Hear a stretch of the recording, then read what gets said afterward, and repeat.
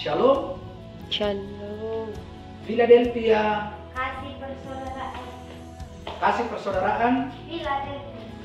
Baik, kita akan membuka Alkitab kita. Saudara-saudara dikasih oleh Tuhan, kita akan berbicara tentang penggembalaan. Tahap ketiga, temanya adalah hidup dalam penggembalaan yang benar. Ya, saudara-saudaraku, Bapak Ibu dikasih oleh Tuhan, bahwa ini adalah ketiga kali saya menyampaikan tentang hidup dalam penggembalaan yang benar. Hari ini kita akan berbicara tentang 3 poin. 3 poin sikap hidup jemaat. Sikap hidup jemaat yang tergembala. Yang pertama adalah sikap hidup jemaat yang tergembala adalah tertanam. Ya, tertanam. Kita akan melihat di dalam Mazmur pasal 1 ayat 3. Mazmur 1 ayat 3. Ya. Ia seperti pohon yang ditanam di tepi aliran air, yang menghasilkan buahnya pada musimnya, dan yang tidak layu daunnya, apa saja yang diperbuatnya berhasil. Ia menunjuk seseorang. Ia menunjuk kepada pribadi seseorang yang tertanam. Ya, menunjuk pribadi seorang yang tertanam seperti pohon yang ditanam di tepi aliran air. Nah, saudara-saudara dikasih oleh Tuhan, jemaat yang tergembala itu adalah dia tertanam. Dia tertanam. Itulah yang dimaksud dengan jemaat yang tergembala. Saudara kenal dengan pohon? Kalau pohon, saudara-saudara dikasih oleh Tuhan, itu tidak bisa dicabut dan tidak bisa dipindah-pindahkan. Itu berbicara pohon. Dan kekuatan pohon tersebut ada pada akarnya. Kekuatan pohon tersebut ada pada akarnya. Jadi kalau akar pohon itu telah menjadi kuat, maka sehebat apapun angin, badai menggoncang pohon itu tidak akan roboh. Pohon itu tidak akan tumbang. Nah, saudara-saudara dikasih oleh Tuhan. Nah, demikianlah kiranya kita, ya, kita. Demikianlah kiranya kita sebagai jemaat yang tergembala.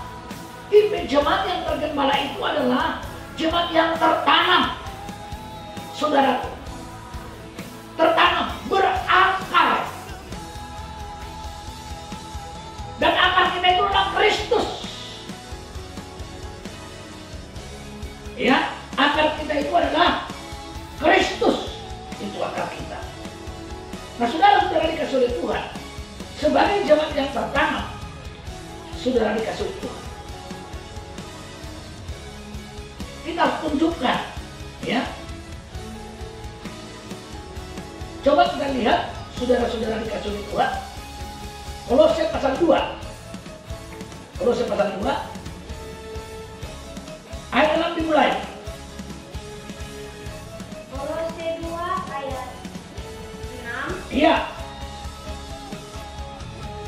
Kepenuhan hidup dalam Kristus. Kamu telah menerima Kristus Yesus Tuhan kita. Karena itu hendaklah hidupmu tetap di dalam Dia. Terus, Hendaklah kamu berakar di dalam Dia. hendaklah kamu berakar di dalam Dia, berakar di dalam Kristus. Terus, Dan dibangun di atas Dia. dibangun di atas Kristus. Hendaklah kamu bertambah teguh dalam iman yang telah diajarkan kepadamu, dan hendaklah hatimu melimpah dengan syukur. Lalu iman kita akan semakin bertambah teguh dan kita akan semakin limpah dengan ucapan syukur. Nah, saudara-saudara dikasih oleh Tuhan, maka jemaat yang tertanam itu adalah berakar. Dia bagaikan pohon berakar. Kita telah lihat tadi bahwa akar kita adalah Kristus. Ya, kita sudah perhatikan tadi dalam ayat itu, hendaklah kamu berakar di dalam Dia, berakar di dalam Kristus. Jemaat yang tergembala dengan benar adalah jemaat yang berakar di dalam Kristus. Ya, kalau kita melihat siapakah yang seperti pohon ini? Dalam Mazmur pasal 1 ayat 2 kita perhatikan. Ya. Mazmur 1 ayat 2. Iya. Tetapi yang kesukaannya ialah Taurat Tuhan. Orang yang tertanam itu adalah jemaat yang menyukai firman Tuhan. Yang kesukaannya adalah firman Tuhan terus. Dan yang merenungkan Taurat itu siang dan malam. Dan yang merenungkan firman Tuhan itu siang dan malam. Amin. Amin. Itu yang dimaksud dengan jemaat yang tertanam. Jemaat yang tertanam itu dia benar-benar menunjukkan sikap hatinya bahwa dia adalah orang yang merindukan firman Tuhan, orang yang kesukaan dengan firman Tuhan, dan orang yang merenungkan firman Tuhan itu siang dan malam. Dialah yang digambarkan sama seperti pohon. Kalau sama seperti pohon berarti berakar. Kekuatan dari pohon tersebut adalah akarnya. Kekuatan daripada iman kita, jemaat yang tergembala adalah Kristus. Ya, Kristus. Itulah kekuatan kita. Jadi kalau kita sudah berakar dalam Kristus, sehebat apapun masalah, sehebat apapun tantangan, persoalan yang mencoba menghadapi kita tidak akan takut. Mengapa? Karena kita adalah berakar. Haleluya. Haleluya. Karena kita adalah berakar. Oleh karena itu saudara-saudara dikasih oleh Tuhan, jemaat yang bertumbuh dalam iman itu adalah berakar. Inilah tandanya bahwa kita adalah jemaat yang tergembala. Nah, seperti apa lagi jemaat yang berakar dikatakan? Dikatakan dalam Yeremia pasal 17 ayat 7. Baca. Yeremia 17 ayat 7. ayat 7. Ya. Diberkatilah orang yang mengandalkan Tuhan, yang menaruh harapannya pada Tuhan. Kata di situ diberkatilah orang yang mengandalkan Tuhan, orang yang menaruh harapannya kepada Tuhan. Terus Ia akan seperti pohon yang ditanam di tepi air. inilah jemaat yang tergembala. Jemaat yang tergembala adalah mengandalkan Tuhan. Tanda bukti dia tertanam, dia seperti pohon. Dikatakan di sini, terus ulang baca ayat 8. Ia akan seperti pohon yang ditanam di tepi air, Ia akan seperti pohon yang ditanam di tepi aliran air, yang merambatkan akar-akarnya ke tepi batang air, yang merambatkan akar-akarnya ke tepi batang air, dan yang tidak mengalami datangnya panas terik, dan yang tidak mengalami datangnya panas terik, yang daunnya tetap hijau, yang tidak khawatir dalam tahun kering, dan yang tidak berhenti menghasilkan buah. Nah, saudara dikasih oleh Tuhan, maka jemaat yang tergembala endingnya berbuah. Jemaat yang tertanam endingnya berbuah. Ada buah yang dihasilkan di sana. Kita melihat tadi dalam Mazmur pasal 1 ayat 3, endingnya berbuah, berhasil. Apa saja diperbuatnya berhasil. Ini tipe jemaat yang tergembala. Berhasil di sini bukan hanya sekedar perkara jasmani, tapi kita berhasil sampai kita bisa menyongsong Kristus di awan-awan terbaik. Kita masuk ke dalam kota kudus, yaitu kota mempelai.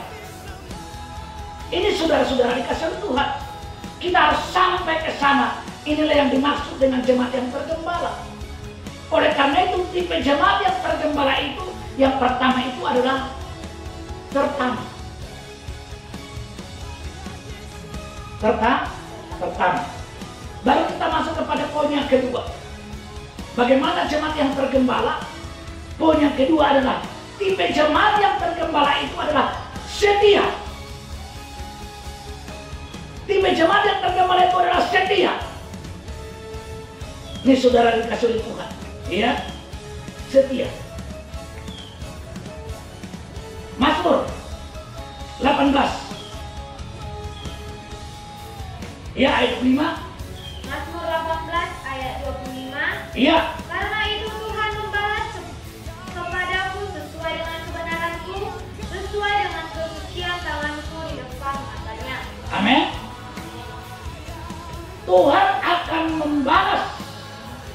Ya. Karena itu Tuhan akan membalas kepadaku sesuai dengan kebenaranku, sesuai dengan kesucian tanganku di depan mata aku. Ayat 26. Terhadap orang yang setia, engkau berlaku setia. Nah, jemaat yang setia, kepada jemaat yang setia, Tuhan akan berlaku setia. Kepada jemaat yang setia, Tuhan berlaku setia.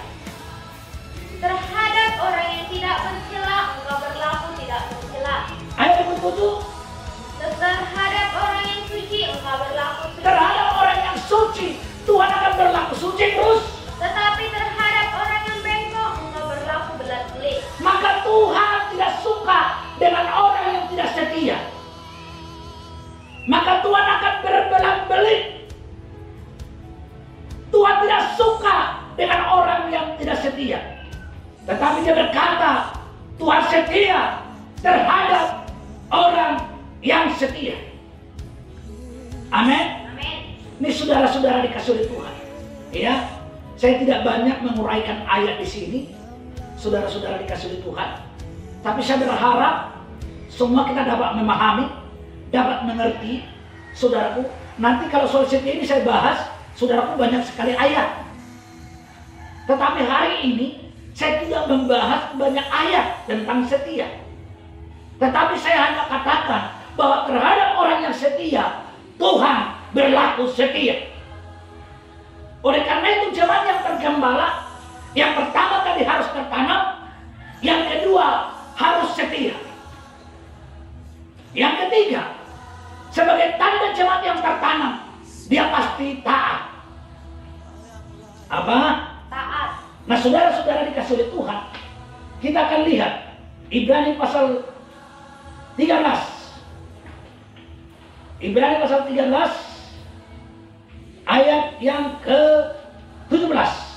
Ibrani 13 ayat 17. Iya. Taatilah pemimpin-pemimpinmu dan tunduklah kepada mereka, sebab mereka berjaga-jaga atas jiwamu sebagai orang-orang yang harus bertanggung jawab atasnya. Dengan jalan itu mereka akan melakukannya dengan gembira, bukan dengan keluh kesah, sebab hal itu tidak akan membawa keuntungan bagimu. Nah, saudaraku, dikatakan taatilah pemimpin-pemimpinmu. Nah, jemaat yang tergembala harus taat kepada pemimpinnya, pemimpin rohaninya, kepada gembalanya. Harus taat, tunduklah kepada mereka, sebab mereka berjaga-jaga atas jiwamu. Gembala itu berjaga-jaga atas jiwa domba-dombanya. Gembala itu berjaga-jaga atas domba-dombanya, atas jemaatnya. Oleh karena itu, saudara dikasih oleh Tuhan, gembala memperhatikan perkara rohani dalam diri jemaat tersebut. Itulah sebabnya gembala adalah orang yang bertanggung jawab, orang yang berjaga-jaga atas keselamatan domba-dombanya, supaya jangan ada domba-domba yang binasa, supaya jangan ada jemaat yang binasa, supaya jangan ada jemaat masuk neraka. Itulah tugas gembala. Itulah tugas gembala, saudara-saudara dikasih oleh Tuhan. Dia baca ayat 22. Ayat 22. Iya. Dan aku menasihatkan kamu, saudara-saudara, supaya kata-kata nasihat ini kamu sambut dengan rela hati, sekalipun pendek saja suratku ini kepadamu. Ini benar-benar dikatakan, dan aku menasihatkan kamu, seluruh jemaat, aku menasihatkan kamu, saudara-saudaraku, supaya kata-kata nasihat ini kamu sambut dengan sekalipun pendek saja. Haleluya. Poin yang keempat, ini terakhir. Poin yang keempat, maka seperti apa jemaat yang tergembala tadi adalah tipe jemaat yang tergembala dengan poin yang keempat adalah jemaat tersebut tiang penopang. Yang poin yang keempat adalah tiang penopang. Kita akan buka firman Tuhan dalam 1 Timotius pasal 3. 1 Timotius 3 ayat 14. Iya.